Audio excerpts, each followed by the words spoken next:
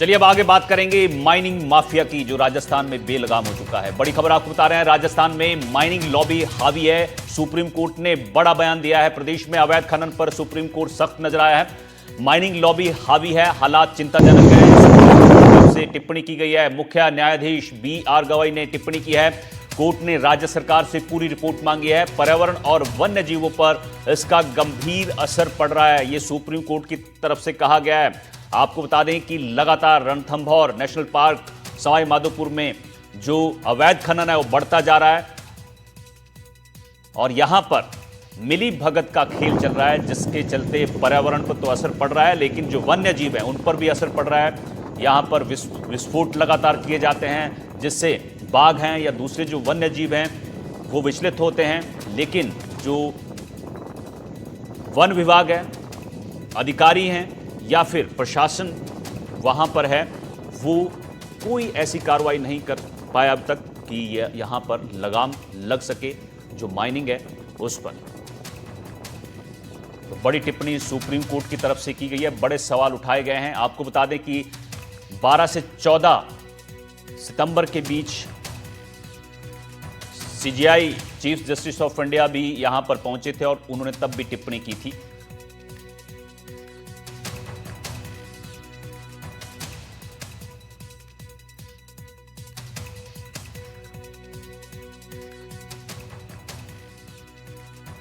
तो mining mafia बेलगाम है, supreme court की बड़ी टिप्पणी है।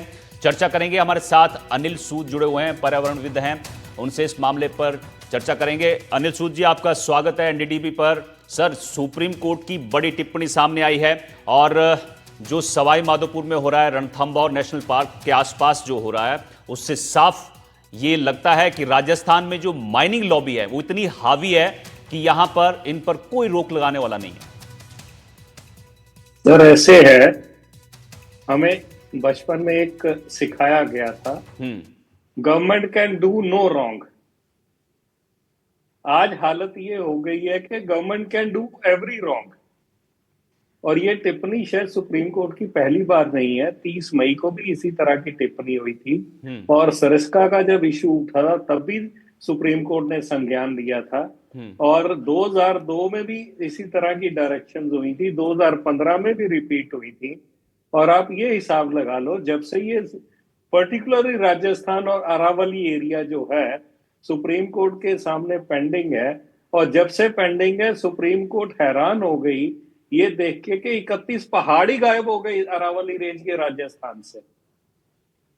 तो आप ये सोचिए कि जब सुप्रीम कोर्ट के सामने मैटर पेंडिंग है और 31 पहाड़ और पहाड़ियां गायब हो जाएं, वो भी ऐसी स्टेट में जहां हर 5 साल बाद सरकार बदलती है, हर कभी 5 साल बाद कांग्रेस, फिर उसके बाद बीजेपी, फिर कांग्रेस, फिर बीजेपी, तो हालात तो वहीं के वहीं है।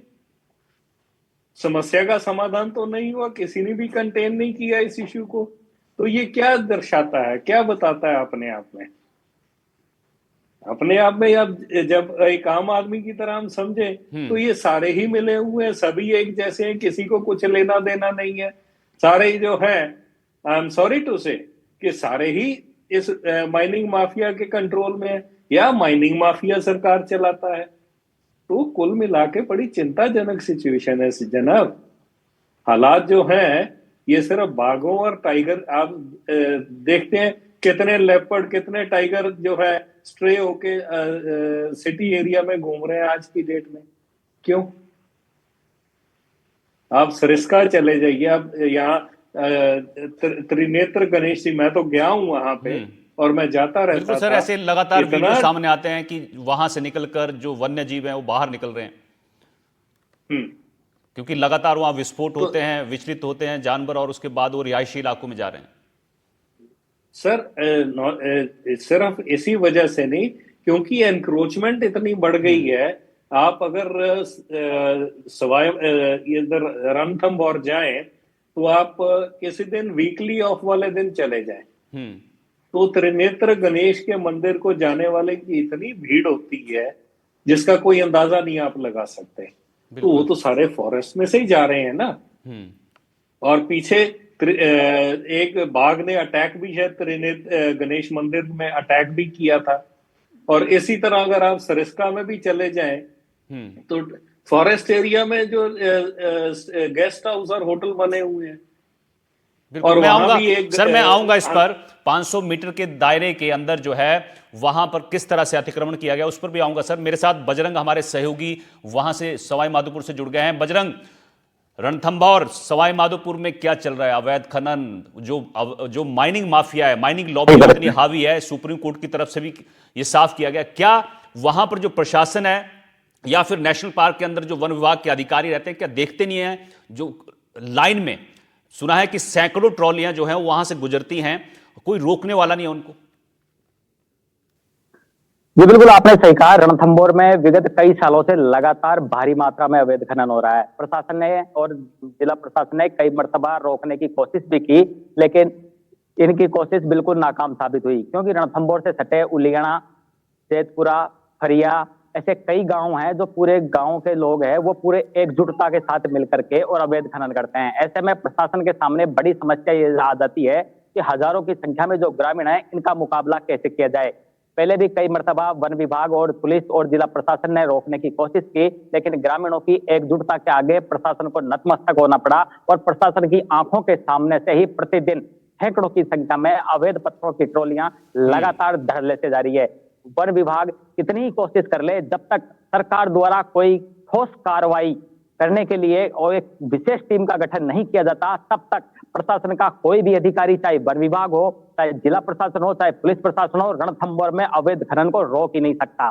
किसी भी कीमत पर अवैध खनन रणथंभौर में नहीं रुक सकता। इतनी बड़ी मात्रा में यहाँ पर अवैध खनन हो रहा है। जब तक कि एक बड़ी टीम बना करके और बड़े स्तर पर कार्रवाई नहीं की जाएगी, तब तक रणथंभौर में अवैध खनन किसी भी तरीके से बंद नहीं होगा। और इसी को लेकर के सीजीआई ने सख्त टिप्पणी की है कि रणथंभौर में अवैध खनन हो रहा है, क्योंकि पिछले दिनों सीजीआई यहाँ आए थे और उन्होंने यहाँ रणथंभौर का भ्रमण किया था। उसी दौरान ये चीज उनके सामने भी आई और गौरव कुमार बंसल की प्रार्थना पत्र पर सुनवाई करते हुए सीजीआई ने सख्त टिप्पणी की कि राजस्थान में माइनिंग लॉबी किस तरीके से हावी है। विशेषकर रणथंभौर में माइनिंग लॉबी बेहद और ग्रामीणों की एकजुटता के आगे प्रशासन पूरी तरीके से नतमस्तक है। इनके सामने वन विभाग के के सामने ट्रैक्टर ट्रॉलियां निकलती है और सैकड़ों की संख्या में ब्लास्टिंग करके अवैध खनन किया जा रहा है, जिसका वन्य जीवों पर भी दुष्प्रभाव पड़ रहा है। लेकिन प्रशासन ग्रामीणों की एकजुटता के आगे कुछ भी नहीं कर पाता, जब तक कि सरकार कोई ठोस कार्रवाई के लिए कोई टीम गठित नहीं करती। प्रशासन के हाथ खड़े हैं, लेकिन सरकार को यहाँ सख्त होना पड़ेगा।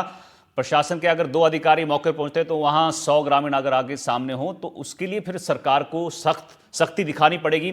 सर अनिल सूद सर, मैं आपके पास दोबारा आना चाहूंगा। बात कर रहे थे कि जो रणथंभौर का आसपास का एरिया है उसमें 500 मीटर के अंदर 38 होटल्स जो हैं वो बना लिए गए हैं, उसमें से कई अवैध हैं। तो ये साफ है कि ये मिली भगत से हो रहा है। ये जो खेल चल रहा है, चाहे पैसे का खेल है, अतिक्रमण का खेल है, ये सब कुछ मिलजुल कर किया जा रहा है।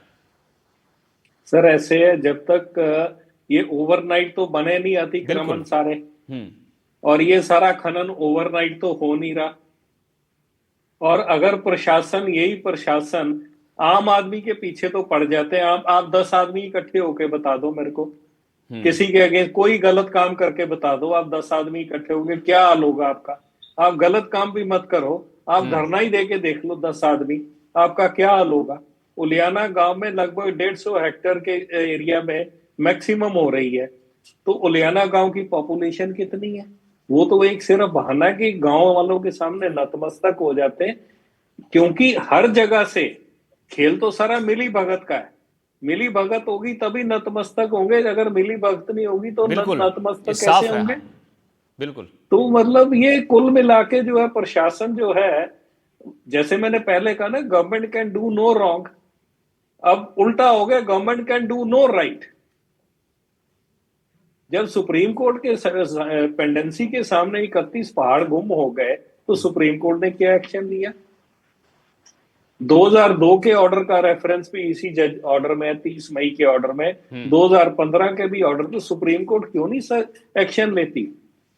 क्यों एक बार इशू उठा फिर 5 साल के लिए दब जाएगा? स्टेट गवर्नमेंट की कोई रिपोर्ट आएगी फिर परनाला वहीं का वहीं है। मैं तो कई सालों से देख रहा हूं।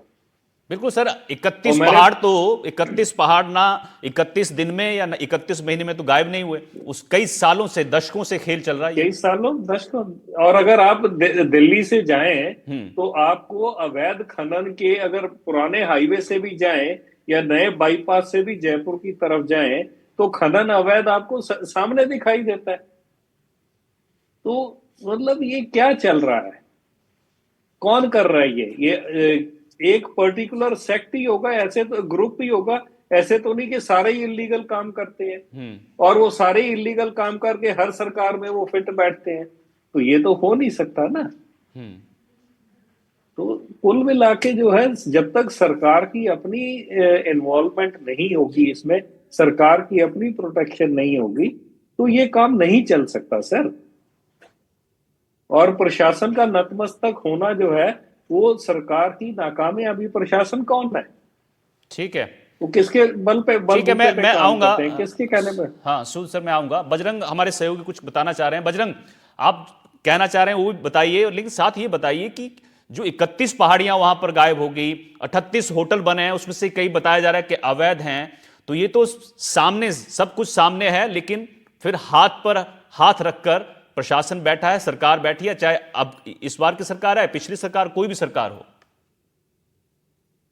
जी बिल्कुल, सूद साहब एक बात बिल्कुल सही कह रहे हैं कि अधिकारियों की मिली भगत के बिना रणथंभौर में कुछ नहीं आता, एक पत्ता भी इधर से उधर नहीं हिलता।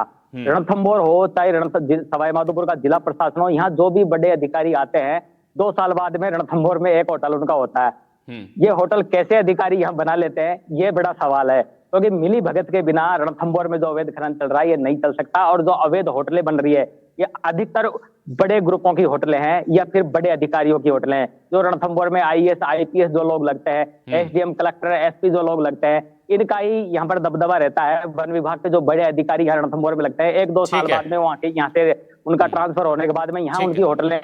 ठीक है, बहुत बहुत शुक्रिया अनिल सूद सर आपका एनडीटीवी से जुड़ने के लिए। बजरंग, आपका भी बहुत बहुत शुक्रिया।